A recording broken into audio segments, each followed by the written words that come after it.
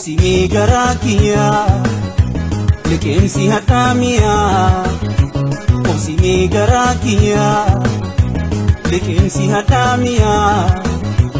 ibsaatu jiru soba jiraachuun bornaa dhiba kagaraya dubbate imimaaf narraa coba kagaraya dubbate imimaaf narraa coba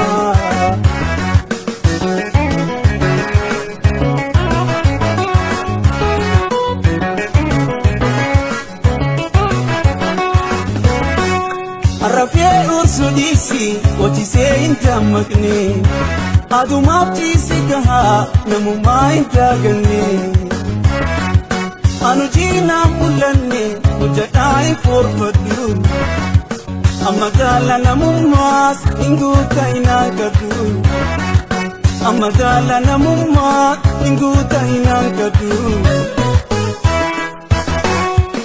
Yo garatu gabati, yo rabita kubati, tagarata kubata, yo sila uganati, fularate partugan, muyati ukamamti, ubumjal barbadatu, yo sigalubate, ubumjal mimilatu, yo sigalubate. Luputia, atugal mote, luputia, midugarati, luputia, latu sincetu, luputia, tugumtati, luputia, jeti jirate, luputia, jechae gati. Yo garatu gabati, yo rabita kumati, tagarata kubata, yo sila uganati, fularate partugan, ukate ukamamte, ubumjal barbadatu, yo sigalubate, ubumjal mimilatu, yo sigalubate.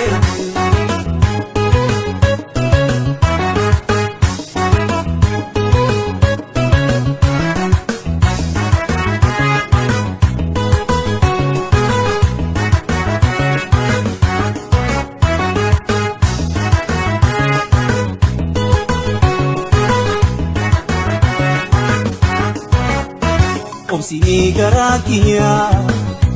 liqimsi hatamiya obsimi garakiya liqimsi hatamiya ibsaatu jiru soba jiraachuun bornaa dhiba kagaraya dubbate imimaaf narraa coba kagaraya dubbate imimaaf narraa coba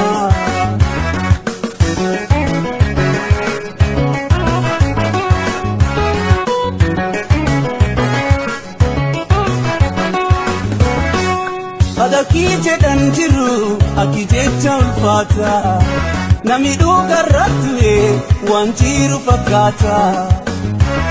Dubaddu nahuti duga dubana dua Anduga mutu janan didita dika Anduga mutu janan didita dika Tardama sifan kamni sifefanni agarra Ugatu nambekimo mambufan upimbara Kijiba upikore wadara ugamura Wakatu dugabura isumiga chatura Rabitu dugabura isumiga chatura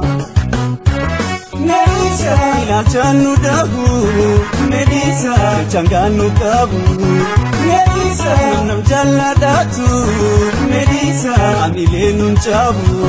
Medisa jabana jabatu Medisa wanjabatu kabu Tardama sifan kabni sifefanni agarra Dugatu namdekimo mambufan tukimbara Kijiba tukikore wadara ugamura Rabbi rakkatabura isumega chatura Wakatu tugabura isumega chatura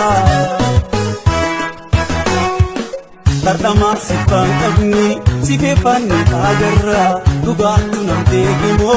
mambufan tukimbara